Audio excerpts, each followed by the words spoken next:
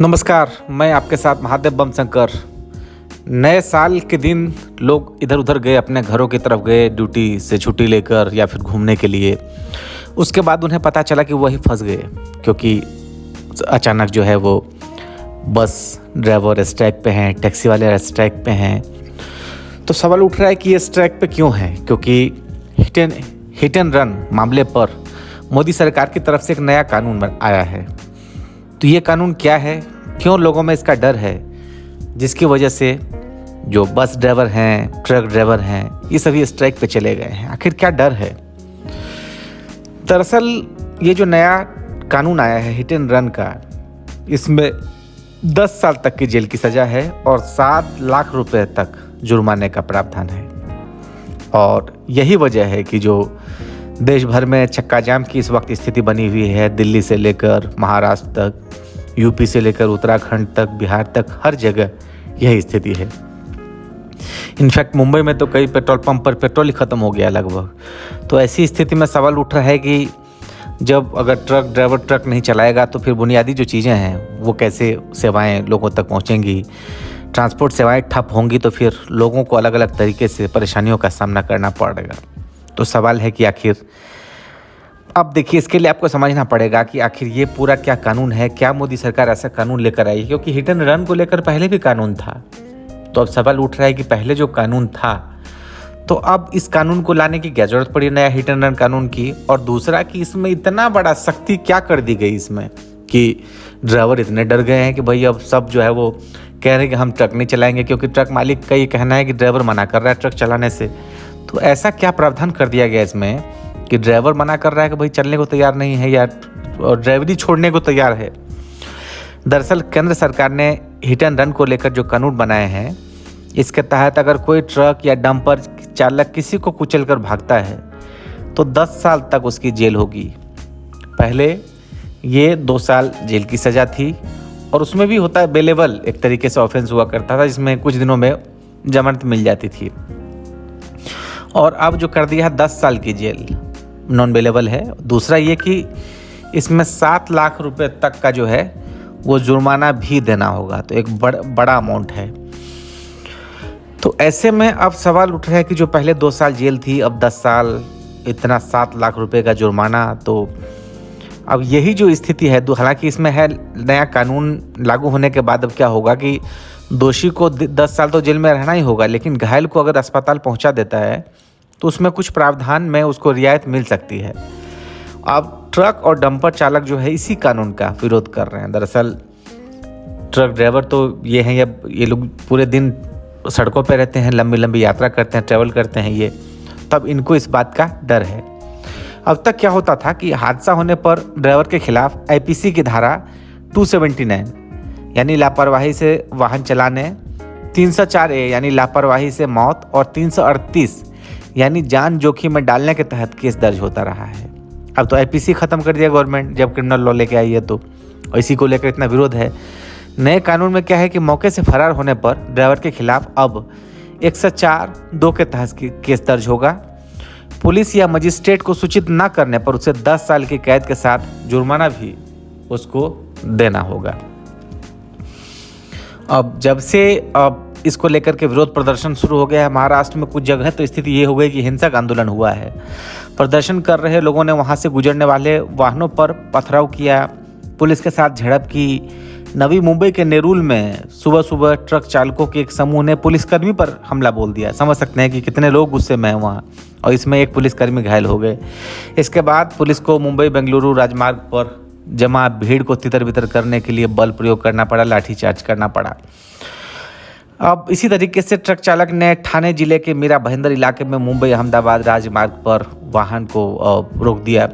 अब सवाल ये उठ रहा है कि आखिर ट्रक ड्राइवर को इस बात का इतना डर क्यों है, क्योंकि ये चीज़ें तो पहले भी होती रही है। अब इसमें यही है, ये लोग रियायत की मांग कर रहे हैं कि भाई हम अगर इस तरीके से, कई बार देखिए इसमें 2 चीज़ें हैं।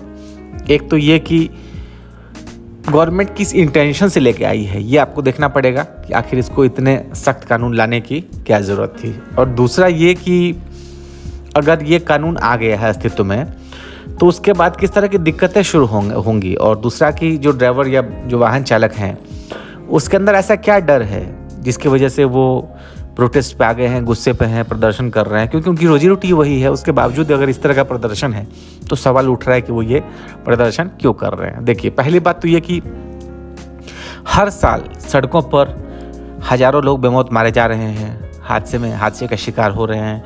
और कई बार हमने देखा कि ट्रक ड्राइवरों की किस तरह से लापरवाही रहती है। रात में अंधेरे के वक्त वो छोटे मोटे वाहनों को कुछ समझते नहीं है ट्रक ड्राइवर। एक तो अपने जो उनकी लाइन होती है उससे हालांकि हट के चलते हैं, जो उनकी लिमिट स्पीड होती है उस लिमिट के बैरियर्स को तोड़ते हुए भगाते हैं।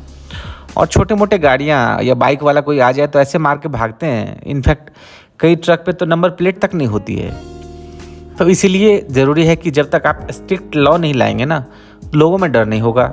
और जब डर नहीं होगा तो फिर वो कानून के धज्जियाँ उड़ाते हुए वो काम करेंगे। तो इसीलिए ये ज़रूरी है कि आप लोगों को दहशत अंदर हो, ड्राइवर के अंदर दहशत हो, और आम लोगों की जो सुरक्षा है जान माल की वो हो सके, सुनिश्चित हो सके। तो इसके लिए इस तरह के कानून को लाना ज़रूरी था, क्योंकि लगातार हम देख रहे थे कि लोगों के एक्सीडेंट हो रहा है, लोगों की जानें जा रही है और कोर्ट में केसेज पेंडिंग हो रहे हैं, लेकिन कुछ हो नहीं रहा था। तो धरातल स्तर पर एक इसका पहलू तो ये रहा जिसकी ज़रूरत थी। दूसरा ये कि अब इस स्थिति में देखिए, अगर मान लीजिए हिट एंड रन केस में कोई ऐसा ड्राइवर जिसकी कोई गलती नहीं थी, अब अचानक से ऐसा हो गया, मान लीजिए मिस हैपनिंग हो गई, एक्सीडेंट हो गया, अगर वो वहाँ से गाड़ी छोड़ के भी जान बचा के नहीं भागता है और मान लीजिए कि वहाँ पे लोगों की भीड़ उसको पकड़ के मॉब लिंचिंग कर दिया, पकड़ के मार दिया गुस्से में, तो क्या होगा? अब नहीं अगर भागता है तो 10 साल की सज़ा होगी, अगर भागता है तो, और नहीं भागता है तो 7 साल की सज़ा होगी। दोनों चीज़ें इसमें, अगर नहीं भागता है तो 7 साल और भाग जाता है तो 10 साल। अब उस स्थिति में यह है कि जो वाकई मान लीजिए किसी से एक्सीडेंट हो गया, अब सामने वाला जो गाड़ी के अंदर आया उसकी डेथ हो गई, अब वहाँ पर लोग गुस्से में हैं। अब ये अगर कानून का डर रहेगा कि भाई अगर भाग जाएंगे तो 10 साल की सज़ा होगी, तो इसीलिए हम भागे नहीं, रुक जाए यहीं, और वहाँ भीड़ पकड़ के उसको मॉब लिंचिंग कर दिया, पकड़ के। क्यों गुस्सा जब होता है, जब लोग देखेंगे कि भाई एक्सीडेंट कर दिया, मार दिया, भले उसमें उसकी ड्राइवर की गलती ना भी रही हो, तो अगर उससे कोई किसी की डेथ हो गई तो उस स्थिति में क्या करना चाहिए उस ड्राइवर को? अब कभी तो कई बार ऐसा रहा कि ड्राइवर कम से कम अपनी जान बचा के भागा, लोगों ने गाड़ियों में तोड़फोड़ किया, गुस्सा निकाला, वो अलग चीज़ है, लेकिन जान बचा के भाग जाता था और बाद में अपना कोर्ट से जमानत ले ली, या फिर जो है कोर्ट का सामना किया, ट्रायल का फेस किया, और दूसरा इंश्योरेंस कंपनी जो है वो भरपाई कर देती थी मॉनेटरी लेवल पर। लेकिन अब मौजूदा कानून में कहता है कि अगर आप भागे तो 10 साल की जेल होगी, दूसरा 7 लाख रुपए तक फाइन देना पड़ेगा। अब कहाँ से लाएगा जुर्माने की राशि? भाई इंश्योरेंस कंपनी है वो तो भरपाई कर देगी, लेकिन आपको कहा जाएगा कि आप अपनी जेब से 7 लाख रुपए दीजिए, कहाँ से देगा कोई? यही दरअसल जो ड्राइवर का जो डर और गुस्से की वजह है वो यही है कि आखिर इतने स्ट्रिक्ट कानून में इन लोगों को क्यों नहीं सोचा गया। तो अब ये लोग कहते हैं कि भाई आप नया कानून तो लेकर आए, लेकिन आपने प्रैक्टिकल स्तर पर ये नहीं सोचा कि क्या दिक्कतें हो सकती है, क्या दिक्कतें आ रही है। तो ये मेन दिक्कत अब यही है, और इसी को लेकर के लगातार जो ट्रांसपोर्ट के जो संगठन के लोग हैं वो जगह जगह, आप उत्तराखंड चले जाइए, अल्मोड़ा चले जाइए, आप यूपी चले जाइए, एमपी चले जाइए, हर जगह ट्रक ड्राइवर हड़ताल पर हैं। इसके अलावा आप तो छोटी छोटी गाड़ी चालक जो हैं वो भी इस हड़ताल में शामिल होने जा रहे हैं। तो इसका असर आपको दिखाई दे सकता है, और सवाल उठ रहा है कि अगर ज़्यादा ये स्ट्राइक खींचा लंबा तो फिर आम लोगों को बहुत इसमें दिक्कत होने वाली है, क्योंकि बेसिक जो चीज़ें हैं ट्रक के थ्रू ही वो चीज़ें सप्लाई होती है।